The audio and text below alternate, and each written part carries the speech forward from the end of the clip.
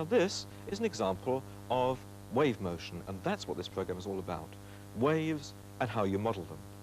But before you can model them, you've got to have a clear idea of what they are. So over to Mick to explain how these waves tie in with functions of two variables. We need to be clearer about what's going on in Graham's tank. Suppose that we look through the side of the tank and Graham sends a wave. You can see that the height of the water varies, and it varies with the distance along the tank and also with the time at which we make our observation. Let me make that clearer. Let's freeze time. Now you can see that the height of the water now is simply a function of the distance along the tank. Okay, so that's time. Now let's freeze distance. At rest, the height of the water is at this mean position. But if Graham sends a wave, then you can see that the height varies with time. So you can see that a wave can be modelled by a function of two variables, distance and time. And you've seen another important property of waves, this oscillation about a mean position. Well, this is another illustration of wave motion, and what I've got here is an arrangement of piano wires and slats, and the purpose of the slats is to show you how the wire is twisting. And if I lift this one up, you can see it has an effect on the next one, and so on. Now again, we've got a dependence on distance and on time, but it's very clear that there's nothing physical travelling down the wire. It's an effect which travels down the wire, and it's that effect that we call the wave. Now I can show you the dependence on distance and time if you concentrate on just one of the slats. And you can now see that it's going up and down in time. But now if I freeze time, you get a displacement which is dependent on distance. So it's a displacement which depends on distance and on time, just like the water wave. Now while we're talking about this model, I can show you another interesting effect.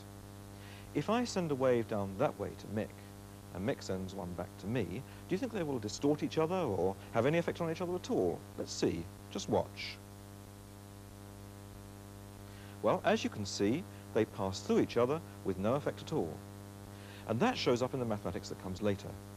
But now let's have a look at a third example of wave motion. And here we have yet another model. This time it's a coiled spring.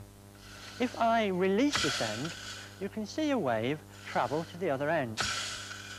Now, you may not recognize it as a wave because we're missing that up and down movement. But in fact, it's an example of a compression or longitudinal wave. And that's the one described in the text. Right, so by now I'm sure you're convinced that there's lots of different sorts of wave. Not just the ones you've seen, but sound waves, for example. And that's another good demonstration of waves passing through each other. If you talk and I talk, then our sound waves don't annihilate each other, they simply pass straight through. And this beast, a variety of millipede called the Mombasa train. The wave motion here is very reminiscent of the coiled spring.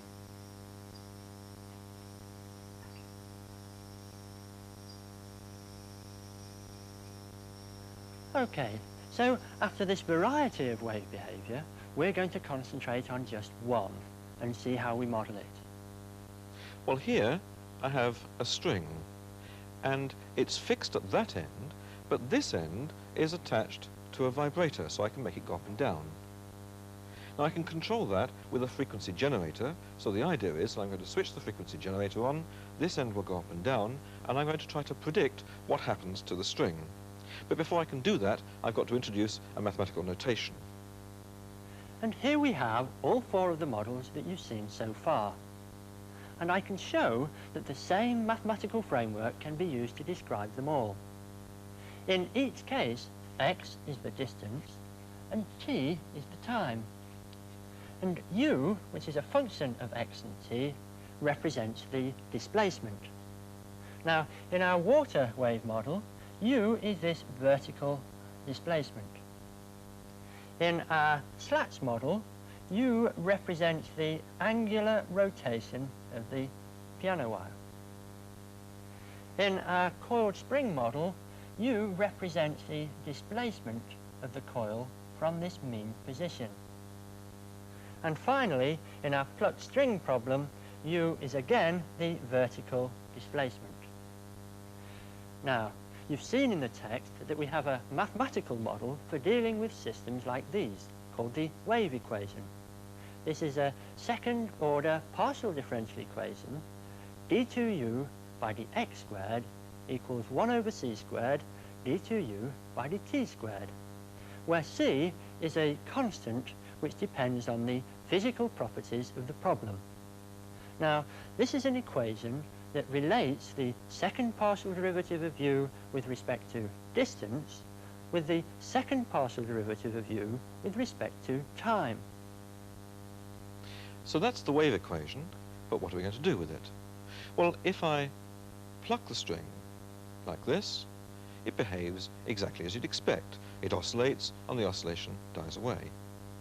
But in fact, I'm going to drive the string by moving this end. And now the problem is to find out what's happening to the string down that end, the end that you can't see. That's the problem that I want to solve. Now, it turns out that it's a good idea to start by looking at a string which is fixed at that end and fixed at this end. And what we want to do is to find a function, u say, which tells us at a distance x from that end where the string is at time t. Well, we've been talking about the wave equation, and now we're going to solve it. Now, this area of board here represents the hundreds and thousands of functions of x and t which satisfy the wave equation. And we want some strategy for picking out that particular solution which satisfies our plucked string problem. Now, our strategy is in two parts. First, some of these solutions don't satisfy the boundary conditions. That is, that both ends are fixed. And that's the problem we're solving first. So, first of all, we're going to pick out all those solutions that satisfy the fixed ends condition. That's this set. And of course, Graham's function is in this set. But there are a lot of other functions in here as well. And the second part of our strategy is to pick out that particular solution of the plucked string problem. And the way we do that is to use the initial conditions. That is, the initial displacement of the string and the fact that it was at rest when we started. Well, what you need at this stage is a bright idea. And in fact, we follow in the footsteps of Joseph Fourier, and we try a solution which is the product of two functions, a function of x and a function of t. Now, you'll see in the text that this trick has the merit of reducing a rather difficult partial differential equation to two much easier ordinary differential equations. This one, which involves time only, and this one, which involves distance only. Notice there's also a constant mu in here, which can take any value. So now our method divides up into two paths. One when mu is less than 0, and one when mu is greater than or equal to 0. Now, in order to go any further, we need to have boundary conditions. So what do they look like? Okay, we're going to measure distance from that end. So x equals 0 down there. Now, since we have 0 displacement at that end for all values of t, we have u of 0 of t equals 0. And at this end, well, suppose that we call the length of the string L.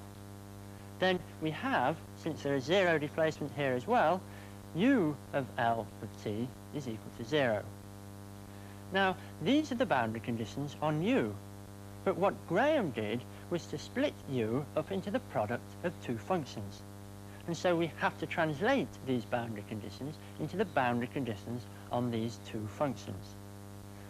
Now, it turns out that you can do that without too much trouble. For example, at this end, we have x of L is equal to 0. And similarly, at the other end, we have x of 0 is equal to 0. So now we can use these boundary conditions. Well, if you apply those boundary conditions, you find that there are no non-trivial solutions along this path. So we follow this path where mu is negative. And if mu is negative, we can put mu equals minus lambda squared and make life a little easier. But now we can solve this sort of equation, the one involving time, and get a function of time which involves a cos and a sine. And similarly, the other function, the other equation rather, gives us x equals a function of little x involving cos and sine. Now, if you apply those boundary conditions again, you can find that some of the constants in here are in fact 0. If you look at this one, you find that capital C is in fact 0. But now, doing what Mick said and putting x equal to L, you find that this has got to be 0.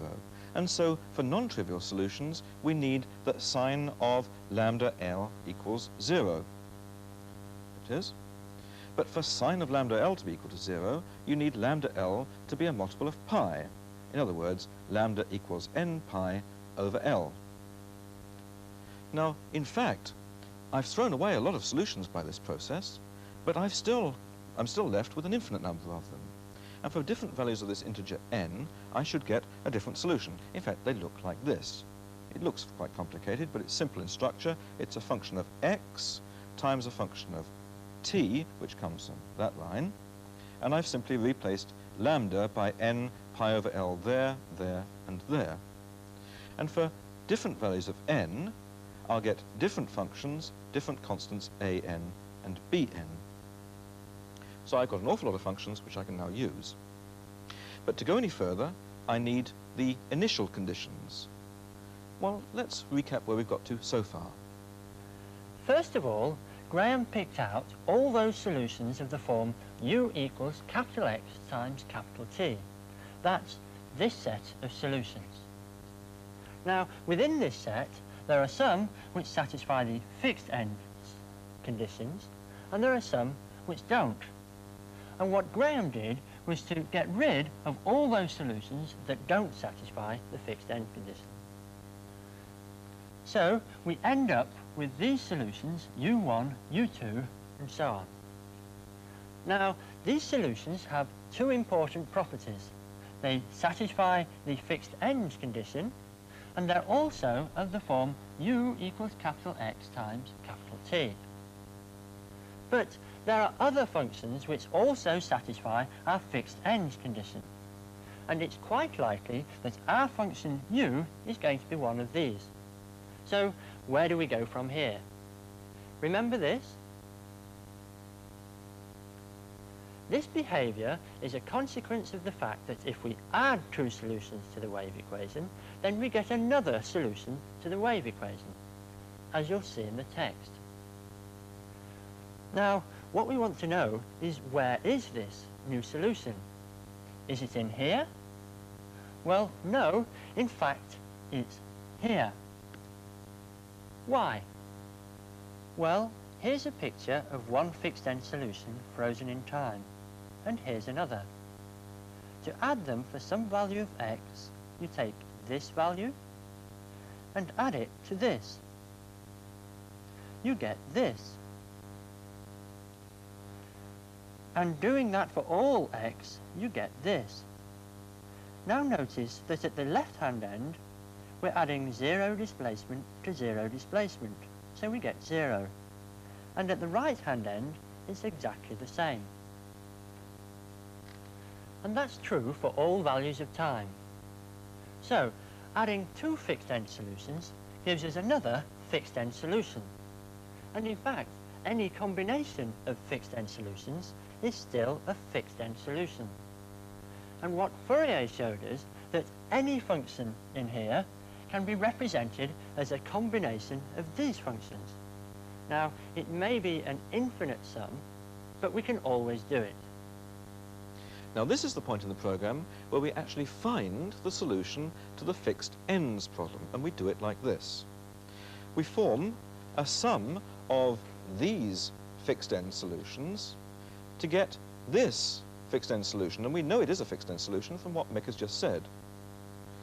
And we now use the second part of our strategy, which is to use the initial conditions, which tells us where the string is and how it's moving when t equals 0, and techniques of Fourier series to pick out the exact functions to use. In other words, to find the coefficients a1, a2, and so on, b1 and b2, and so on.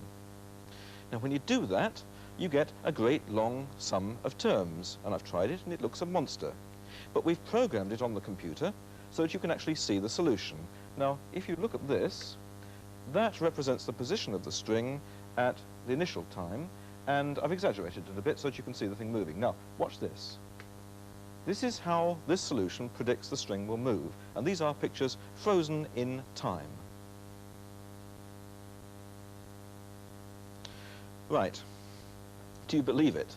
I mean, if you pluck the string, does it actually move like that? Well, we tried it in slow motion, and this is what we got.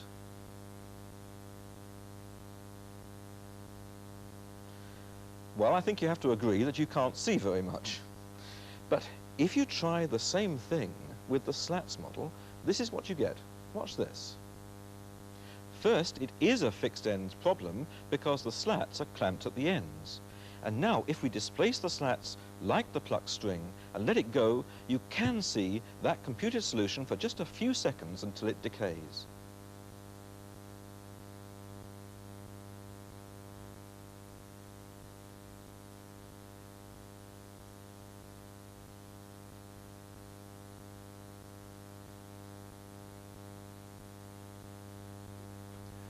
But remember, the problem we want to solve is not the fixed end problem. What we really want to solve is the problem of what happens when we vibrate this end of the string. Now, in this case, we're going to put energy into the system to compensate for the loss. Now, this changes the boundary conditions. At that end, it's still fixed. But at this end, at time t, we have a displacement r sine omega t. That is, it's got an amplitude r, and it's vibrating up and down with frequency omega. So, let's bear in mind that in the real world, fixed end vibrations die away. And let's move on to our new problem. Well, this time I'm going to start exactly as I did before. I'm going to try a solution of the form a function of x times a function of time. But this time, the boundary conditions are different. You see, one end is fixed, but the other end, when x equals L, is going up and down like r sine omega t. Now, in the text, you'll find that those boundary conditions have the effect of filtering out all the solutions except one. And this is the solution that you're left with. Now, I don't have time to derive it now, but I can at least show you that it does satisfy the boundary conditions, because when you put x equals 0 in here, the whole lot is 0, and it satisfies the first condition. And when you put x equal to L in here, these two terms, those two terms cancel out, and you're left with r sine omega t, which is just what you want. Right, now let's see where we've got to so far. Before, we were looking at fixed end solutions. But now, one of the ends of the string is vibrating, and that's going to give us this new set of solutions here. And what Graham's got is this function, up, which satisfies these boundary conditions. But what we really want is this function, u, which satisfies not only the boundary conditions, but also the initial conditions. Now, how can I get from up to u? Well, if I add a fixed end solution to up, then I'm not going to affect the boundary conditions. So that if I add the right fixed end solution to up, then I'll get my u. Now, which fixed end solution do I need? Well, the amazing thing about this method, as it applies to our problem, is that it doesn't matter. Remember that fixed end solutions die away. So that after a little while, the vibration due to our fixed end solution becomes negligible, and we're just left with up. Well, let's try to make some predictions about what you could be able to see if our solution behaves like u sub p. Now, first of all, I'm going to choose omega to be a constant. In other words, I'm going to suppose that the forcing frequency is fixed. Then I'm going to take a fixed value of t, so all of this lot here is constant, and I'm left with sine of something. So I reckon the curve is going to look something like that, a bit like a sine curve. And for a different value of t, but the same value of omega, I'll get another sine curve. But all of these sine curves are going to go through a point like this. There's going to be one point where I reckon the string isn't moving, and that sort of point is called a node. For different values of t, I'll get other curves like this. So I reckon that you should see something like that. I switched on and have allowed the vibrations to settle down, and you can see Graham's prediction. It's vibrating along the whole length apart from this point, our node. Now, I can demonstrate that by putting this paperclip on. You can see that it's moving a little bit. That's caused by the distortion due to the paperclip, but if I move it slowly to one side, you can see that it's immediately thrown off. So, even though the vibrations are quite small here, you can see that Graham's model does work. Now, you may have noticed a rather nasty difficulty here, because for certain values of omega, this term will be 0, in which case our solution is no longer valid. But if I choose a value of omega close to one of those unpleasant values, this term will be very, very small, so that the whole thing will be very, very large, in which case we should get some very wild behavior of the string, something like that. But if we choose one of these values of omega, and a value of x to make this top term 0, then the whole lot will be 0. So we should get a point, say, in the middle here, a node, where the string doesn't move. So we expect to get something like that. And if we choose some other value of omega, we might get, say, 2 nodes. So we get wild behavior, then the node, wild behavior, then the node. So this, then, is my prediction, that there'll be a certain value of omega for which we get this wild behavior, double that frequency and you get something like this, treble it and you get something like that. Now, let's see if we actually get that in practice. Well, I've altered the frequency to the lowest value of omega for which this wild behavior occurs. Here it is. Oscillations with a very large amplitude.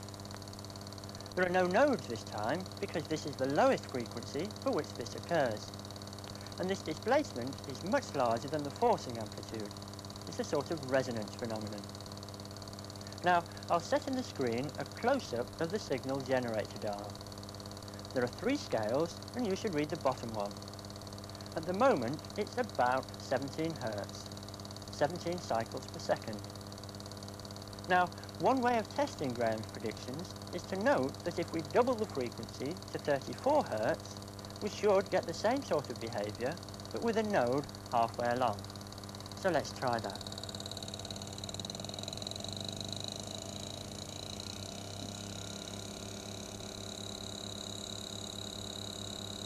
There it is. Now, 3 17s are 51. Very nice. 2 nodes this time. So, I think you'll agree that our modelling has resulted in real testable predictions.